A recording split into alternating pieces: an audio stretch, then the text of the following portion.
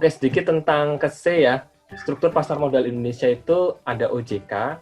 OJK itu sebagai pengawas, kemudian ada Bursa Efek, KEPE, dan KSE. Nah, tiga ini adalah disebutnya sebagai self-regulatory organization. Nah, untuk Bursa Efek, KEPE, dan KSE itu saling terintegrasi, di mana Bursa Efek itu istilah dalam tanda kutip itu menyediakan pasarnya. Kemudian KSE sendiri adalah tempat penyelesaian transaksi dan gudangnya saham-saham. Kemudian yang di KEPE itu sebagai yang menjamin jika orang pihak-pihak itu bertransaksi. Nah, secara fungsi, KSE itu sebagai lembaga penyimpanan dan penyelesaian transaksi. Diamanatkan Undang-Undang Nomor 8 Tahun 95 tentang pasar modal bahwa lembaga penyimpanan dan penyelesaian transaksi itu salah satunya berfungsi memberikan layanan jasa kustodian sentral untuk menciptakan pasar modal yang wajar dan efisien. Untuk dua fungsi utama KSE itu yaitu sebagai penyimpanan, istilahnya itu semua efek-efek yang di pasar modal itu gudangnya disimpannya itu di KSE. Gitu. Nah, misalkan teman-teman ini udah pada punya saham belum? Udah pernah jadi investor belum? Atau sudah jadi investor belum? Belum. Yang dari galeri udah ini. Yang dari galeri udah ini. Belum, Mas. Ya. Yang belum, ayo buka rekening. Ya, jadi efek-efek saham, kemudian obligasi, kemudian reksadana, efek beragam aset itu disimpannya itu di KSE gitu. Jadi ketika teman-teman punya saham gitu ya, nah di KSE itu tempat gudangnya gitu untuk menyimpan. Kebayang ya sampai sini ya. Dan fungsi yang kedua itu yaitu sebagai penyelesaian transaksi. Nah, penyelesaian transaksi itu apa? Nanti mekanisme seperti apa nanti di slide selanjutnya. Nah, ini yang tadi saya sampaikan tadi bahwa bursa, KEPE, dan KSE itu saling sinergi di bawah OJK. Nah, untuk saat ini, jadi sekedar info saja lah. Jadi partisipan KSE itu ada broker atau perusahaan efek dan BK, Bank Custody. Broker itu apa? Broker itu seperti kalau teman-teman pernah dengar itu kayak yang sekuritas-sekuritas kayak Trimegah Sekuritas, MNC Sekuritas, Bahana Sekuritas itu dinamakan broker ya. Nah, kemudian yang kedua yaitu Bank Custody. Bank Custody itu selain fungsi perbankan, bank itu bisa mengajukan untuk sebagai kustodian. Nah, fungsinya apa? Aktivitasnya apa saja? Yaitu sama kayak KSE, fungsinya untuk penyimpanan dan penyelesaian transaksi. Nah, ini bisa dibaca sendiri lah ya untuk jumlah efeknya ada berapa, kemudian layanan jasa dari KSE, kemudian jumlah investor. Jadi jumlah investor per 29 November 2019 kemarin itu se-Indonesia itu 2.409.075. Nah, ini belum termasuk teman-teman yang belum buka nih. Makanya kalau teman-teman bisa buka, maka akan bertumbuh pula investor di pasar modal. Jadi fungsi utama KSE itu apa? Ya, lembaga ini ya, lembaga penyimpanan dan penyelesaian.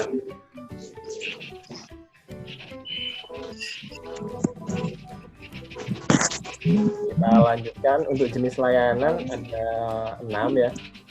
Pengelolaan aset, bisa dibaca sendiri lah ya.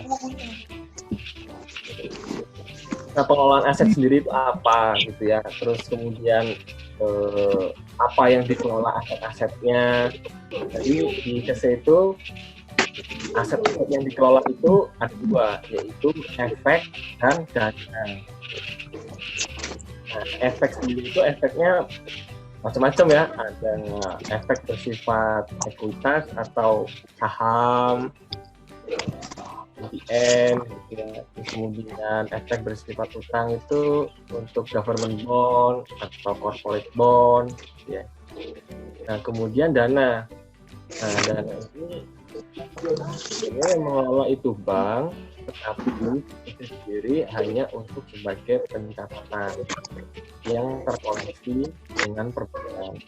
Jadi kalau teman-teman yang sudah buka rekening, yang sudah punya saham, pasti paham ya, untuk uangnya ini sendiri sebenarnya disimpannya di mana. Sebenarnya uang fisiknya itu ada di perbankan, tapi pencatatannya itu ada di KSE.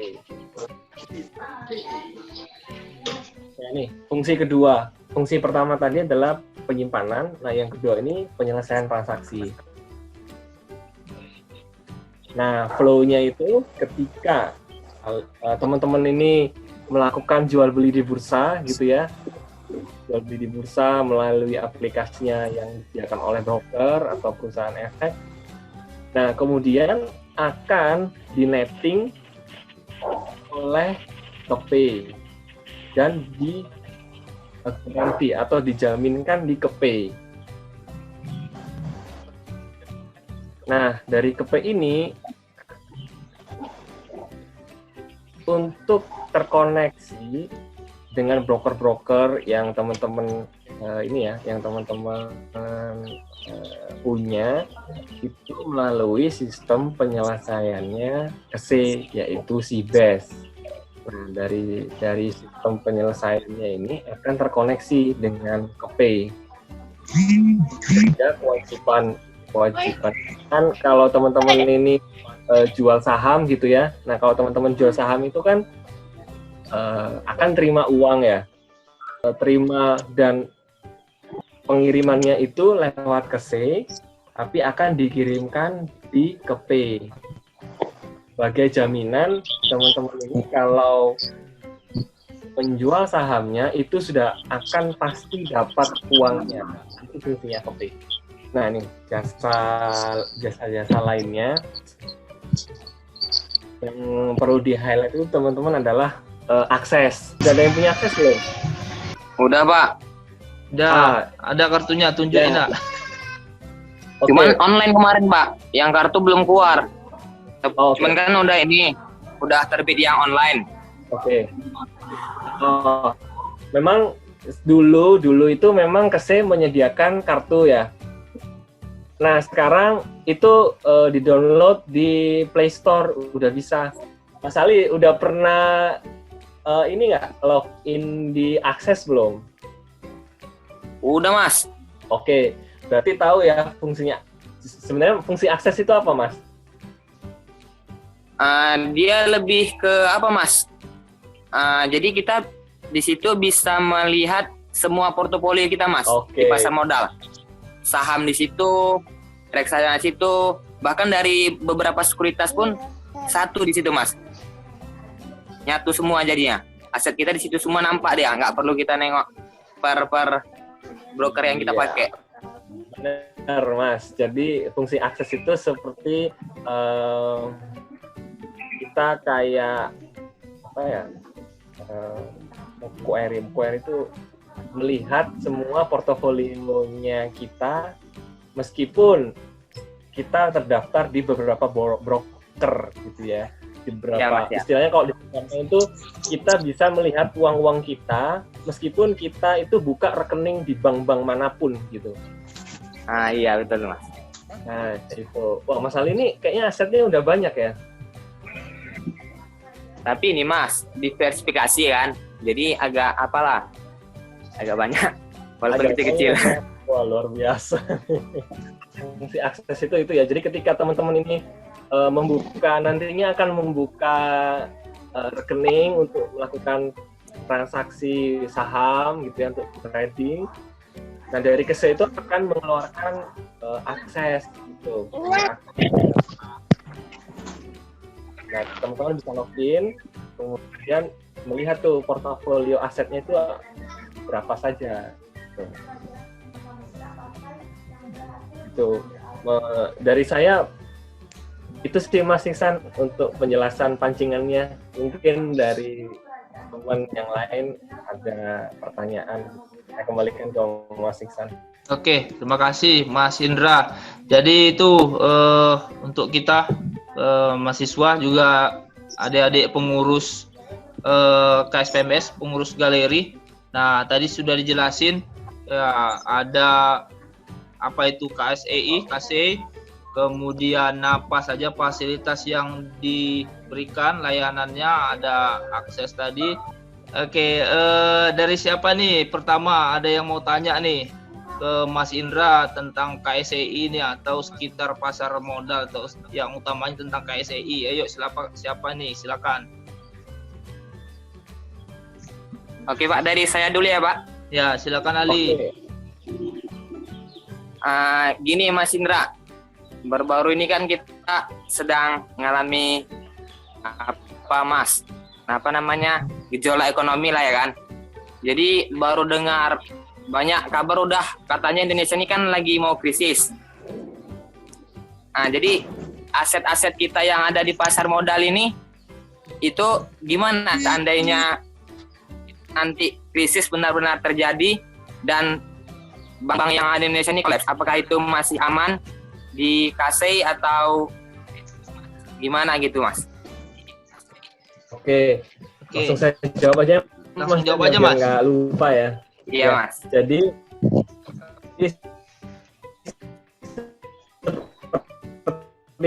fungsi KSEI itu ya, fungsi KSEI tadi kan sebagai menyimpan efek atau portofolio teman-teman sekalian itu selamanya akan tercatat di KSEI kecuali emitennya itu sudah dinyatakan tidak terdaftar di KSEI.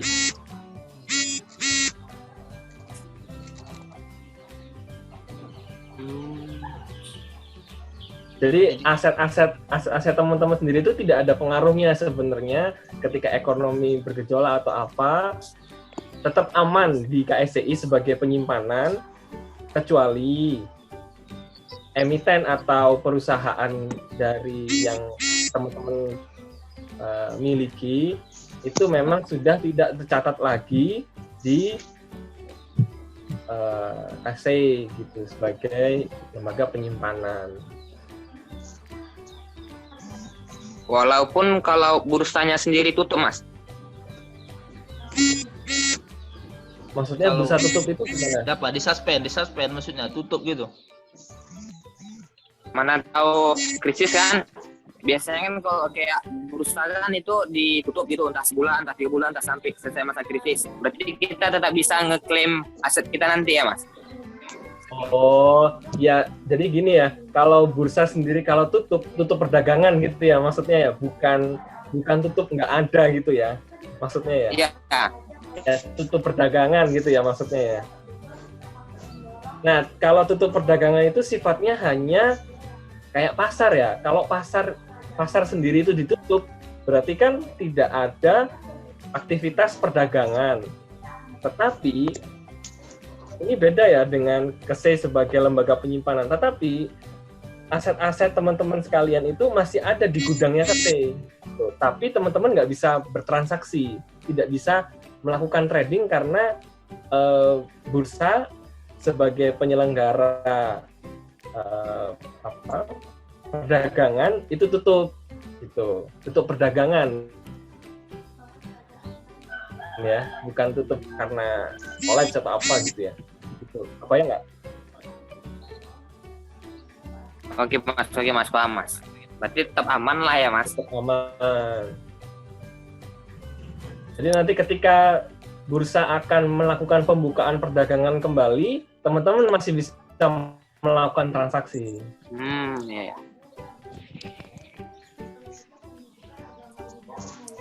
Oke. Ayo, siapa lagi nih? Ini ya. Masalah ini anak buahnya Elon Musk ya. Enggak lah, Mas. Anak buahnya aku prank nih, Mas. Pertanyaannya canggih sekali. Oke, kita lanjut Mas ya. Oke. Oke, siapa lagi nih dari kawan-kawan nih yang mau tanya nih? Sama Mas Indra. Amelia, Mas mau bertanya di mana krisis ini bagaimana dampak ke KSE? Apakah banyak investor yang tarik dana kalau dilihat dari sisi KSE atau malah bertambah banyak? Oh, jadi gini ya, kalau sebenarnya kalau dampak krisis itu nggak ada pengaruhnya sih sama KSE. Karena fungsi KSE sendiri kan sebagai lembaga penyimpanan dan penyelesaian transaksi gitu ya.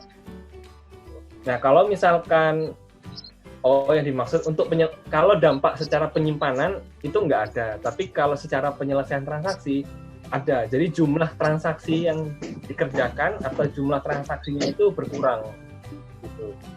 Apakah banyak investor yang tarik dana atau bertambah dana, dari sisi KSE nggak bisa melihat. Yang bisa melihat itu dari perdagangan, dari bursanya. Kalau KSE kan hanya menyelesaikan saja. Kalau secara penyelesaian transaksi, kadang ada penambahan atau pengurangan transaksi seperti itu. Jadi melihat kalau investor tertarik atau enggak, ya berapa transaksi yang diselesaikan seperti itu. Oh yang terakhir ya dari Mbak Amel ini ya, berarti di masa ini transaksi lebih menurun gitu Mas dari sebelumnya. Saya mesti cek dulu apakah transaksi ini lebih menurun atau naik gitu ya. Jadi nggak mesti sih. Pertanyaan dari Purnama ada itu Mas. Kalau banyak perusahaan yang delisting, kalau perusahaan emiten, ya. Bagaimana dengan dana nasabahnya yang dikasih untuk KSEI? Perusahaan delisting ya. Ya, ini dana nasabah atau efeknya ya untuk Mbak Purnama. Kalau dananya sendiri ya masih aman diperbankan gitu. Tapi kalau efeknya, kalau secara efek, kalau misalkan emitennya delisting dari bursa, artinya kenapa? Artinya apa? Jadi artinya delisting itu kan sahamnya tidak bisa diperdagangkan lagi di bursa, gitu ya. Nah, jadi gini, pasar di Indonesia itu ada dua ya, melalui bursa sama di luar bursa atau OTC. Jadi kalau memang saham emiten yang delisting di bursa tidak bisa diperdagangkan, berarti masih bisa diperdagangkan di luar bursa. Gitu. Di luar bursa itu seperti apa? Itu kayak over the counter gitu. Jadi kayak misalkan teman-teman nawarin ke temennya, aku punya saham ini nih, saham itu di luar bursa.